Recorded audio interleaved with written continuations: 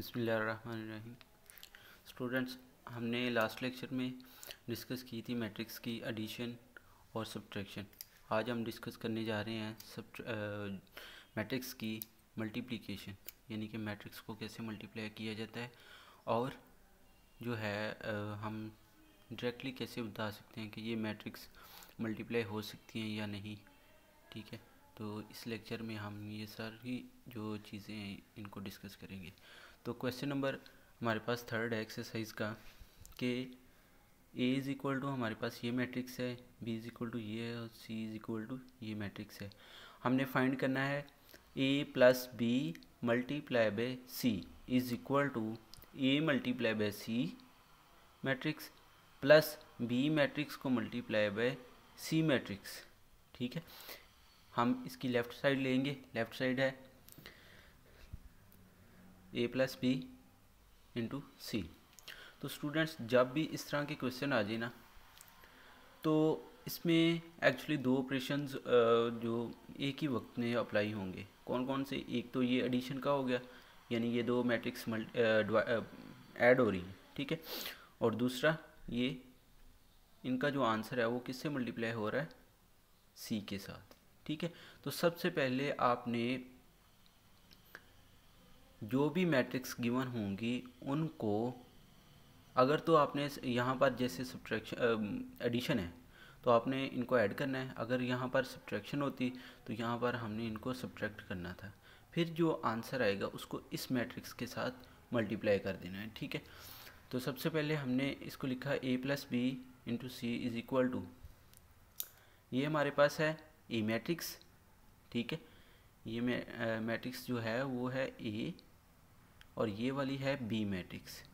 सबसे पहले हमने इनको ऐड करना है, तो ऐड वही सेम तरीके से 2 प्लस 0 2, 3 प्लस 1 4, -1 प्लस 3, ये प्लस का 2 आ जाएगा, 0 प्लस 1 ये प्लस का 1 आ जाएगा, मल्टीप्लाई बाय सी मैट्रिक्स। किससे करना है मल्टीप्लाई? सी के साथ, ये वाली मैट्रिक्स। अब इनको मल्टीप्लाई कर दें। मल्टीप्लाई जो है आपने इसको नोट कर लेना है कि जो मल्टीप्लिकेशन है वो आपने पहली रो को लेना है, उसको पहले कॉलम के साथ मल्टीप्लाई कर देना है, दूसरी मैट्रिक्स का जो पहला कॉलम हो। इसी तरह फिर पहले मैट्रिक्स की जो पहली रो होगी उसको सेकंड कॉलम के साथ मल्टीप्लाई कर देना है। ठीक है, मल्टीप्लाई कैसे करना है?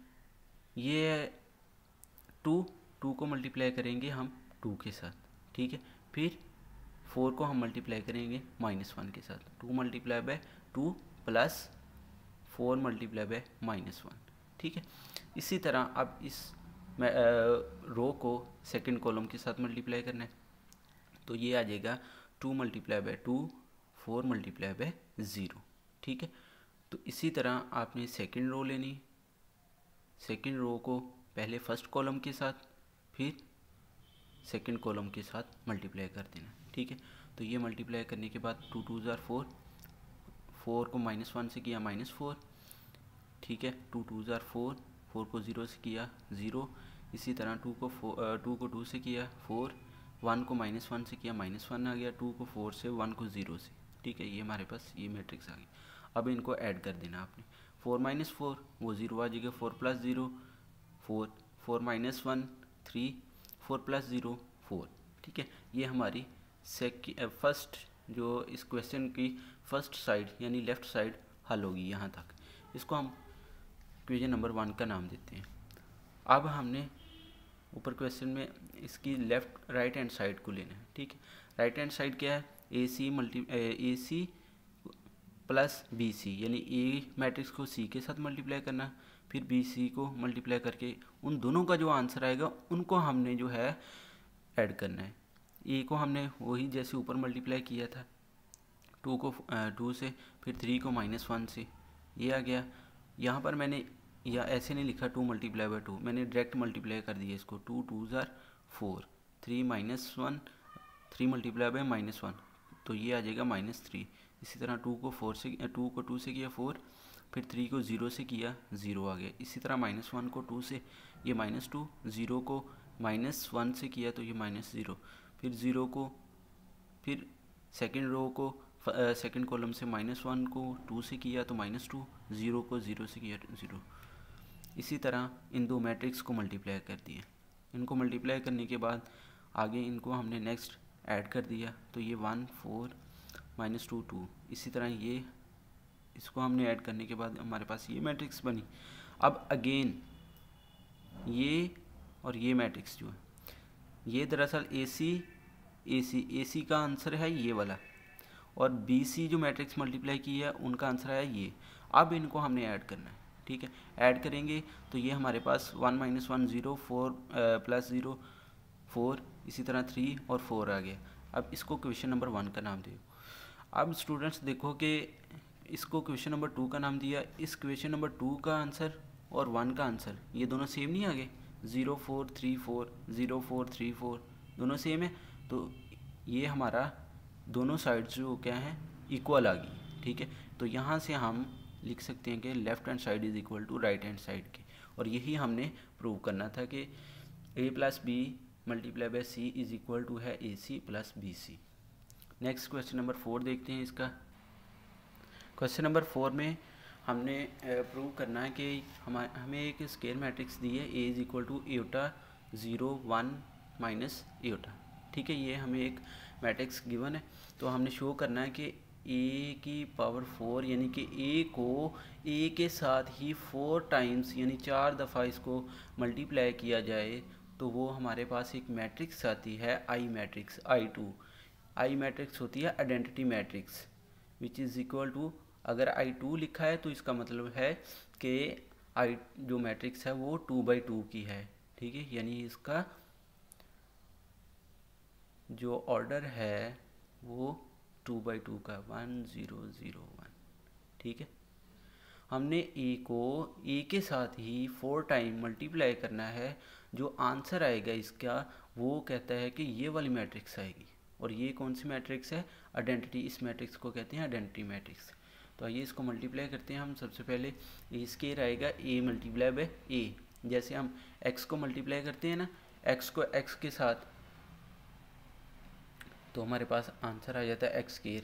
ऐसे ही A को A से करेंगे तो A स्क्वायर आएगा। तो A मैट्रिक्स को 2 टाइम्स आपस में मल्टीप्लाई कर दिया, A को A के साथ ही। तो मल्टीप्लिकेशन स्टूडेंट्स सेम ही है, एटा के एटा से मल्टीप्लाई किया, एटा स्क्वायर आ गया, फिर 0 को 1 से किया +0 आ गया, फिर इसी तरह एटा को 0 के साथ किया 0, फिर 0 को -एटा के साथ किया, फिर वो 0 आ गया। इसी तरह अब 1 को एटा के साथ किया तो ये हमारे पास एटा आ गया, फिर -एटा को 1 से किया -एटा यानी +- और एटा आ गया, फिर 1 को 0 के साथ, फिर -एटा को -एटा के साथ -- एटा स्क्वायर आ गया। अब वी नो दैट कि जो एटा स्क्वायर होता है वो उसकी वैल्यू होती है -1। एटा स्क्वायर की जगह -1 हमने पुट कर दिया, ये और ये। अब अगेन हम A स्क्वायर को अगर हम A के साथ मल्टीप्लाई कर दें तो ये हमारे पास A⁴ आ जाएगी, यानी A3 आ जाएगा। तो इसको मल्टीप्लाई किया, मल्टीप्लाई करने के बाद हमारे पास ये मैट्रिक्स आई। अगेन फिर हमने A3 को जब A के साथ मल्टीप्लाई करेंगे इस मैट्रिक्स के साथ तो हमारे पास वो A4 आ जाएगा। तो ये दोबारा इसको मल्टीप्लाई किया, मल्टीप्लाई करने के बाद ये हमारे पास बना। तो यहाँ पर हमने एटा स्क्वायर की वैल्यू पुट की, तो ये माइनस पहले ही था, -1 ये, फिर ये 0 + 0 माइनस और माइनस ये दोनों कैंसिल हो गए, ठीक है। इसी तरह ये 0 माइनस एटा स्क्वायर की वैल्यू -1, ये माइनस प्लस, ये माइनस प्लस। तो स्टूडेंट्स आप देख सकते हैं कि जैसे ऊपर पहले बताया था कि हमने इसको आइडेंटिटी मैट्रिक्स बनाना है, ठीक है। आंसर मतलब A4 को 4 टाइम मल्टीप्लाई किया जाए तो वो ये वाला आंसर आएगा। तो यही हमारे पास आंसर आया और यही हम साबित करना चाहते थे, ठीक है। और ये हमारे पास प्रूव्ड हो गया कि A को 4 टाइम मल्टीप्लाई किया जाए तो वो ये हमारे पास आंसर बनेगा। इसी तरह का इससे रिलेटेड जो मल्टीप्लिकेशन से रिलेटेड क्वेश्चन है, एक क्वेश्चन नंबर 10, ठीक है। उसमें हमें 2 मैट्रिक्स गिवन है P एंड Q मैट्रिक्स। तो हमने फाइंड करना है P² × Q, यानी जैसे हमने ए स्केयर फाइंड करने के लिए ए को 2 दफ़ा मल्टीप्लाई किया था ना आपस में, इसी तरह आपने पी स्केयर फाइंड करने के लिए पी को 2 टाइम्स मल्टीप्लाई कर देना।